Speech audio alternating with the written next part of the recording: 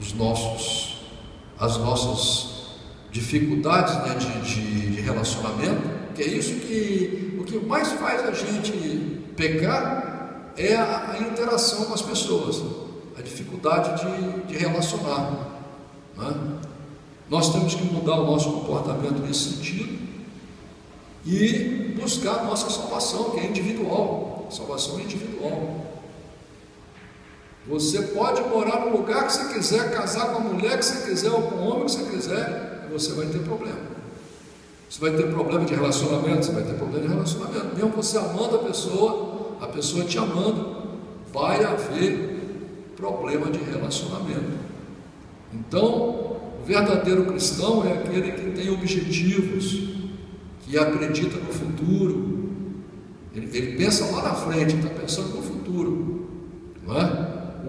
O homem sem Deus, ele só pensa no agora, ele só pensa no prazer. Por isso que ele passa por cima de tudo, ele passa por cima da amizade, ele passa por cima das alianças que ele faz, não é? Ele passa por cima de filho. Os filhos passam por cima dos pais também, porque estão pensando pequeno. Estão pensando pequeno. Eu fico feliz quando eu me lembro que Deus me deu essa oportunidade, porque eu sou um homem fraco e pequeno. Mas Deus me faz sentir muitas vezes grande. Por quê? Porque a Bíblia diz que o temor a Deus é o princípio da sabedoria. E às vezes eu fico achando até que eu sou meio sábio, sabe? Eu fico até meio querendo ficar alegre comigo assim. Eu falo, puxa vida, eu acho que eu sou sábio. Porque eu tenho buscado o temor de Deus, que é o respeito pela palavra de Deus, aceitar o projeto de Deus, e isso me torna você melhor do que as pessoas, sim.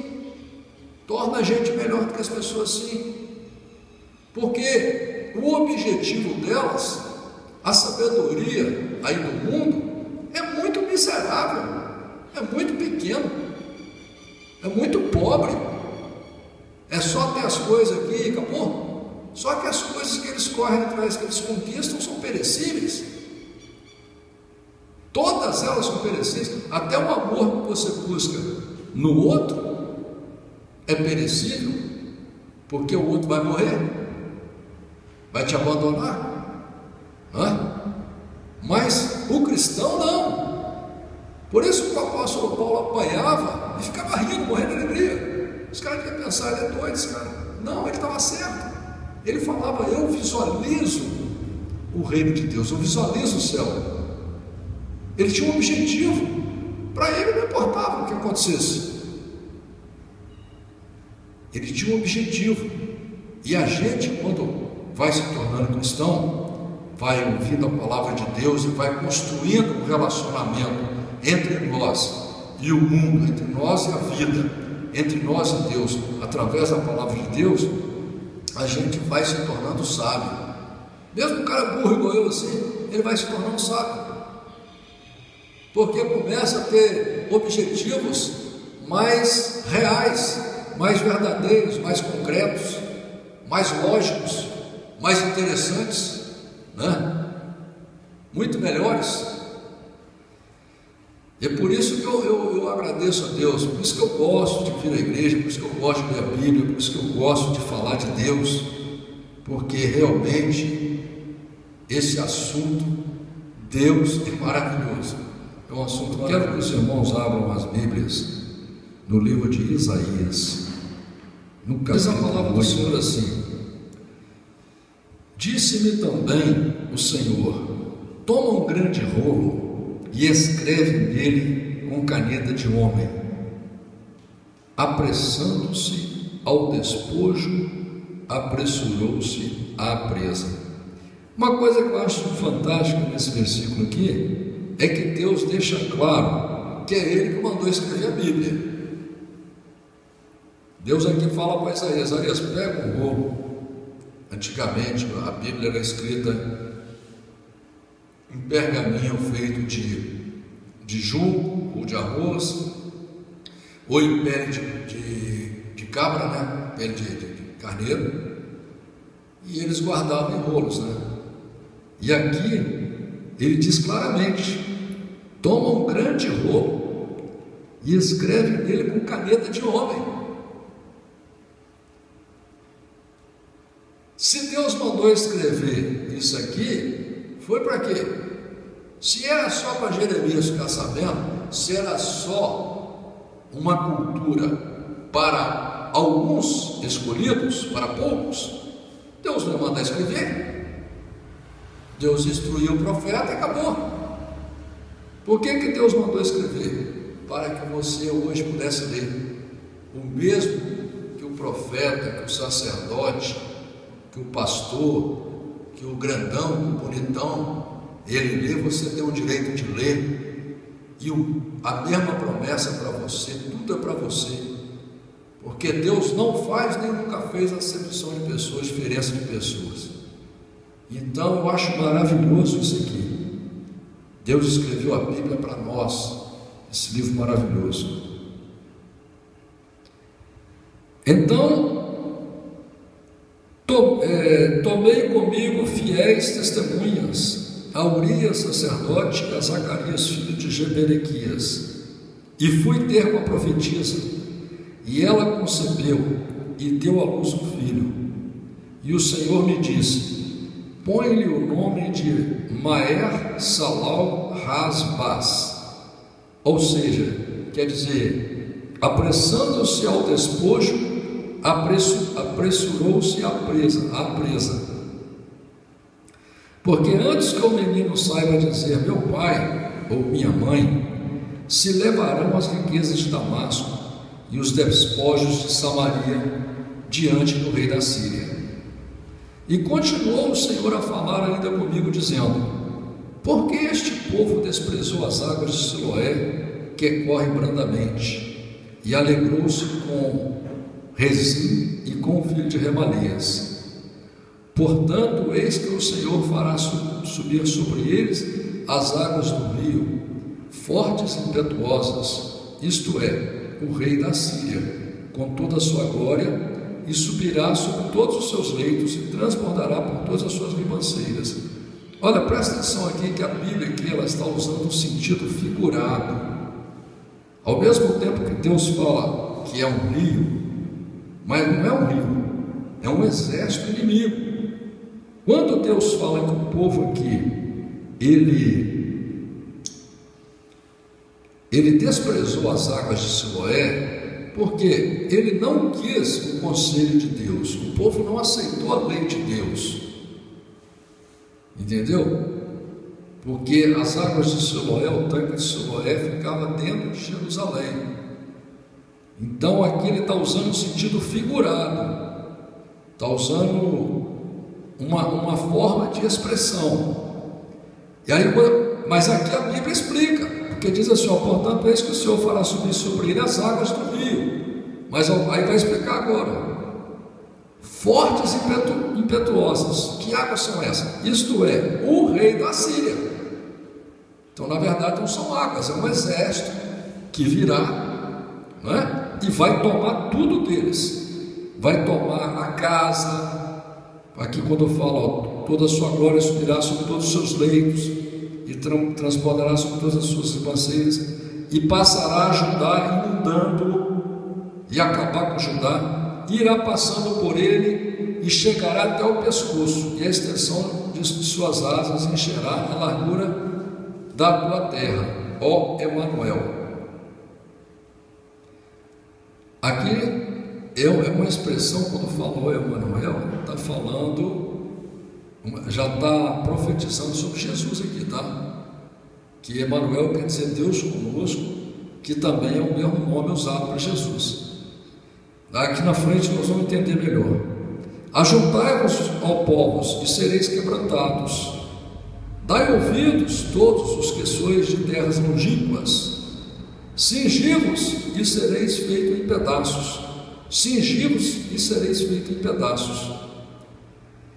Tomai juntamente conselho, e ele será frustrado. Dizei uma palavra, e ela não subsistirá, porque Deus é conosco. Aqui está falando sobre o castigo de Deus sobre o crente, sobre o povo de Israel, porque o povo ele não quis obedecer à lei de Deus. Deus deu a lei para ele, deu a Bíblia para ele, e ele não quis compromisso com a Bíblia, ele queria andar atrás. É como hoje, por exemplo, todo mundo quer ser amigo do rico, né? Você pega e fica rico, meu irmão, todo mundo quer ser amigo dele, todo mundo, o mundo inteiro quer ser amigo do cara, entendeu? Mas se ele continuasse pobrinho do jeito que ele ia lá, ele passasse na rua, para arrumar uma namorada, essa é a maior dificuldade. E ninguém ia querer ser amigo dele. Essa é a verdade, né? E assim também, esse povo de Deus aqui era um povo materialista, era um povo carnal, e eles não queriam saber, eles queriam só copiar as coisas do mundo, viver como os outros povos viviam, e Deus aqui se aborrece com eles, e Deus castiga eles. A ira de Deus é grande sobre eles, e aqui está contando sobre a ira de Deus. E Deus está falando aqui, não adianta você ajuntar, não adianta você cingir, quer dizer, se proteger, achando que você está protegido, porque você será feito em pedaços. Não adianta você tomar conselho com os outros, se ajuntar com os ricos, com os poderosos, que vai ser tudo frustrado, entendeu? A sua palavra não vai valer nada, né? Versículo 11: porque assim o Senhor me disse com mão forte, e me ensinou que não andasse pelo caminho deste povo, dizendo: não chamais conjuração a tudo quanto este povo chama conjuração, e não temais o que ele teme, nem tampouco vos assombreis. Aqui Deus falando para Isaías, entendeu? Para não ir na onda do povo, não. O povo, ele diz, eles dizem que são fortes, eles dizem que vão fazer isso, que vão acontecer aquilo. Aqui, quando fala de conjuração, está falando de maquinação, está falando de pessoas que são contra os governos, são contra as leis, né? Pessoas que maquinam, que se baseiam pelas leis do mundo para conseguir as coisas também, né? Entendeu? E muitas vezes elas acertam a gente. E parece que você estando com elas, você vai ficar forte, vai ficar rico, vai ficar poderoso. Versículo 13: ao Senhor dos exércitos, a Ele santificai, e seja Ele o vosso temor, e seja Ele o vosso assombro. Então é a Deus que nós temos que nos dedicar, ter temor, ter respeito, ter amor, e ter medo também. Ter medo, que está falando que você tem que ter assombro, você tem que ter medo de Deus também. Porque se Deus tirar a mão da sua vida, meu irmão, ou se Deus se aborrecer com você, você está frito. Aí diz aqui, então ele vos será por santuário, mas servirá de pedra de tropeço e rocha de escândalo as duas casas de Israel, por armadilha e laço os moradores de Jerusalém. E muitos entre eles tropeçarão e cairão e serão quebrantados e enlaçados e presos. Está vendo aqui o crente? Deus está dizendo aqui, se você tiver temor e respeito e amor e lutar para seguir a Deus, para ser amigo de Deus, Ele vai ser o teu santuário, Ele que vai te proteger. Mas se você não fizer isso, o próprio Deus vai servir de pedra de tropeço para você, e de armadilha e de laço. E é por isso que muitas pessoas sofrem nesse mundo aí. Versículo 16: liga o testemunho, sela a lei entre os meus discípulos, e esperarei ao Senhor, que esconde o seu rosto da casa de Jacó, e a Ele aguardarei. Aqui está deixando claro que Deus estava tão revoltado com o cristão, com o crente nessa época, que Deus escondeu o rosto deles. Versículo 18: eis-me aqui com os filhos que me deu o Senhor, por sinais e por maravilhas em Israel, da parte do Senhor dos exércitos, que habita no monte de Sião.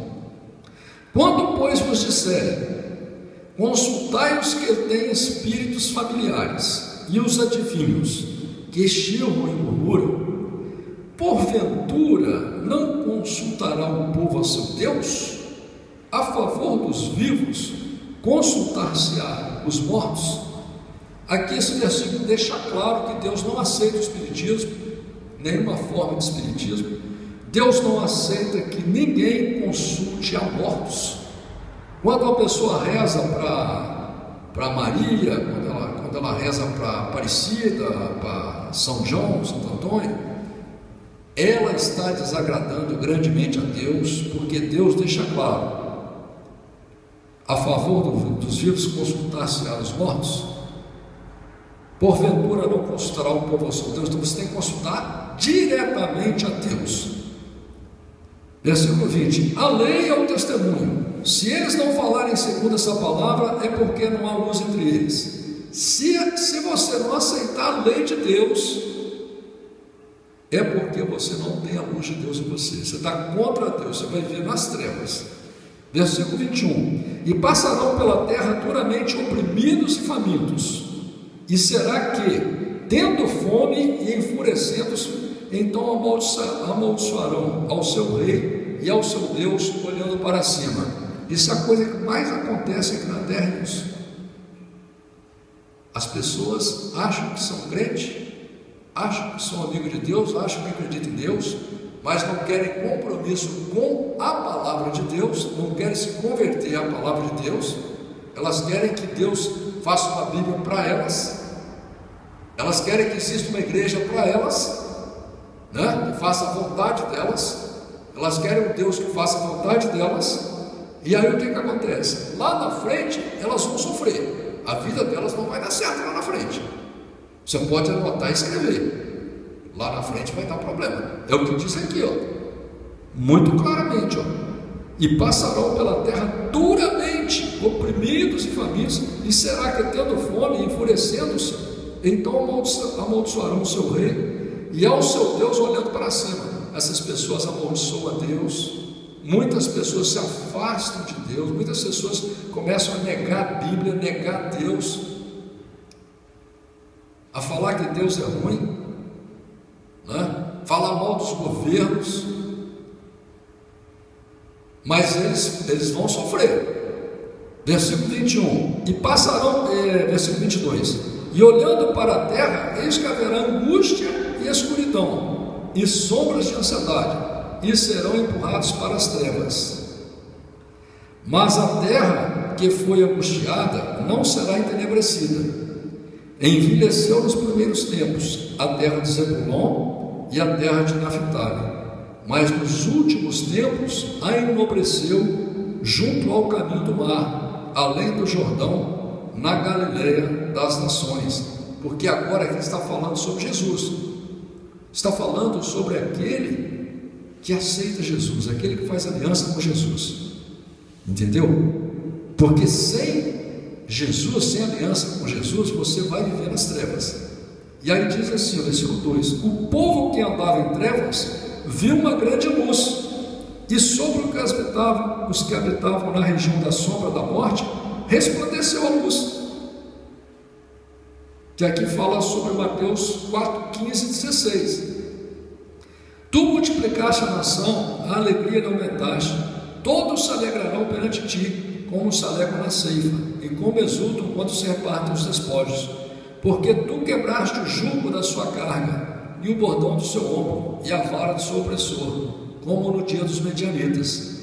Porque todo o calçado que levava o guerreiro no tumulto da batalha, e todo o manto revolvido em sangue, serão queimados, servindo de combustível ao fogo. Por quê? Porque um menino nos nasceu, um filho se nos deu, e o principado está sobre os seus ombros, e se chamará o seu nome maravilhoso, Deus Conselheiro, Deus Forte, Pai da eternidade, Príncipe da paz. Isso aqui é Jesus, entendeu? Então Jesus, na verdade, ele é maravilhoso, ele é conselheiro. Se você precisar de conselho, peça para ele. Se você precisar de proteção, ele é um Deus forte, ele pode te guardar, ele pode te livrar. Se você precisar de paz, ele tem para te dar. Se você precisar de viver eternamente, por isso que Jesus falou: eu sou o caminho, a verdade e a vida.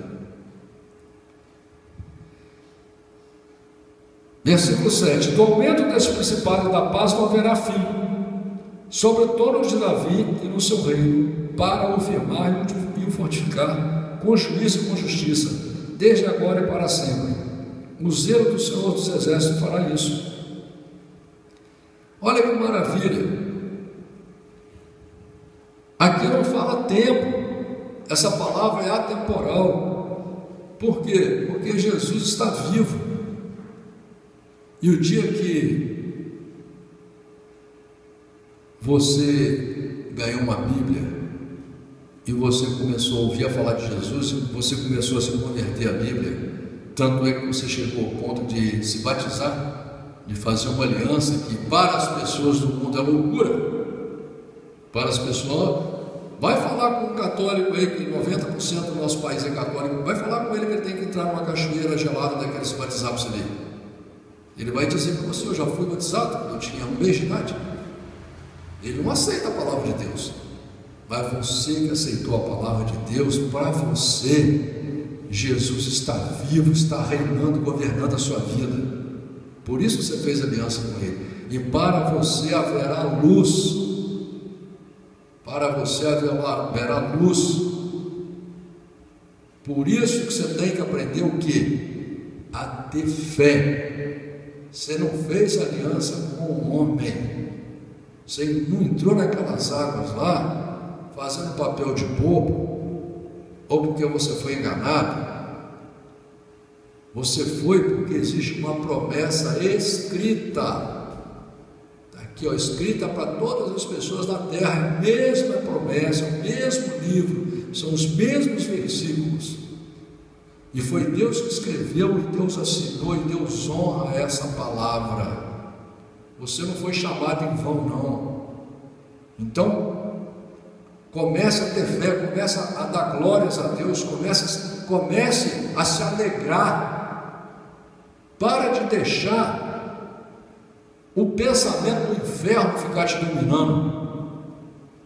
Porque tem um pensamento que domina a gente, que ele todo dia quer tirar você da alegria de Deus, da paz de Deus. Todos os dias ele quer fazer com que você se esqueça desse versículo aqui, que quem te chamou foi esse Deus aqui, ó, o príncipe da paz, o Deus forte, o Deus conselheiro, o Deus maravilhoso. Um Deus que para ele entrar na sua vida, você não precisou de ser filho de governador, filho de senador, filho de presidente da república, filho do Lacir de Moraes, fulano de tal. Não, Deus não perguntou o teu pedigree, Deus não pediu a tua folha corrida. Você abriu o seu coração, Deus te chamou e te chama para a vida eterna. Mais uma coisa, eu quero que você abra Malaquias capítulo 2, comigo, capítulo 3. Malaquias é página 1024.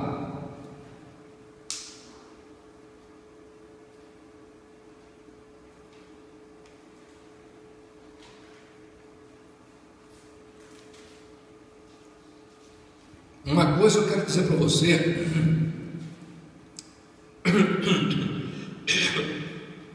Página 1024.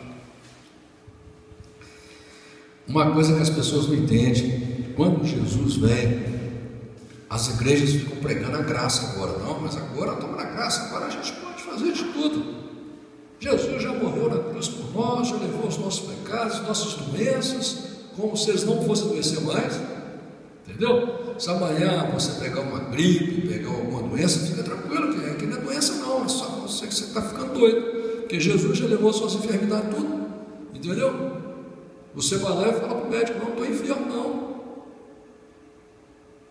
Jesus levou todos os seus pecados, então você não pega mais não, você é santo agora, você é conversa mentirosa da igreja, porque agora, depois da vinda de Jesus, é muito mais rigoroso para nós do que antigamente. Por isso que aqui no capítulo 3 de Malaquias diz assim: eis que envio o meu mensageiro, que preparará o caminho diante de mim. Olha só, Jesus envia o mensageiro, né?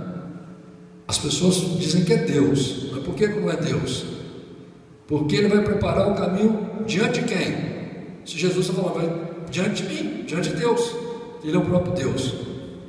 E de repente virá o seu tempo, o Senhor, a quem vós buscais, e o mensageiro da aliança, a quem vós desejais. Eis que Ele vem, diz o Senhor dos Exércitos. Agora olha o versículo 2, olha que interessante isso aqui. Mas quem suportará o dia da sua vinda? Ainda faz uma pergunta: quem suportará o dia da sua vinda?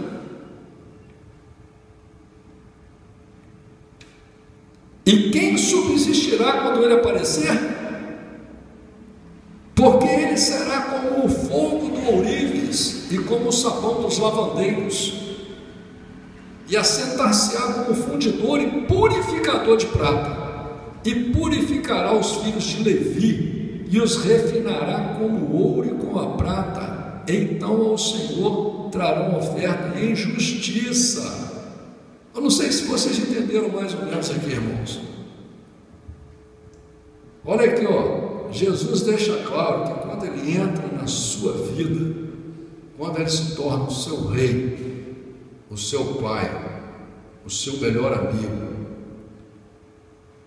o príncipe da sua vida, o príncipe da paz, o teu conselheiro, o teu tesouro, o que acontece?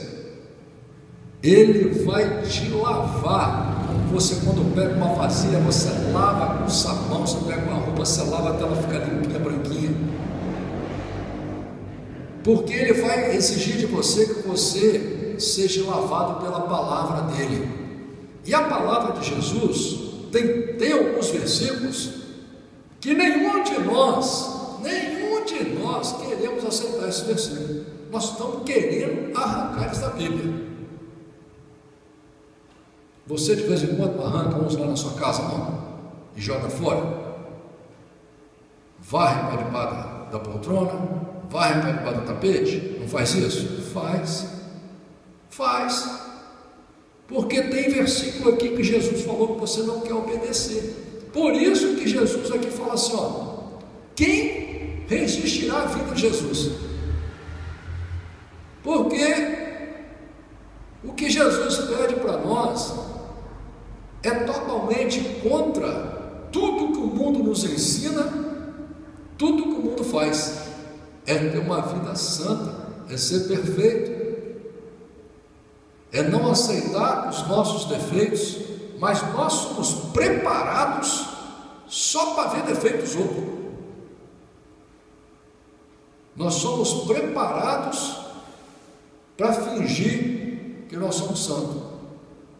Esse é o problema. O maior problema que nós temos em relacionamento é a gente ser intocável, né? A gente tem a autoestima baixa e nós temos autopiedade. A pessoa fala uma coisinha com a gente, se for um estranho não tem problema, não pode falar, né? Se o estranho chegar para mim e falar: ô, senhor, você está careca? Tudo bem, você dá uma risada, eu quero dar uma risada. Agora, se a minha mulher chegar em casa para chamar de careca, daí já é perigoso aquela noite eu dormir emburrado, né? E assim é só um exemplo, né? O que a Bíblia faz? O que Jesus vem fazendo? Jesus vem chamando a gente para ter uma vida separada desse mundo, por amor a Ele, uma vida completamente diferente. Uma vida com personalidade. Você tem que ter personalidade. Como diz o Salmo 51, você tem que ter um coração inabalável. Você tem que ter um espírito inabalável.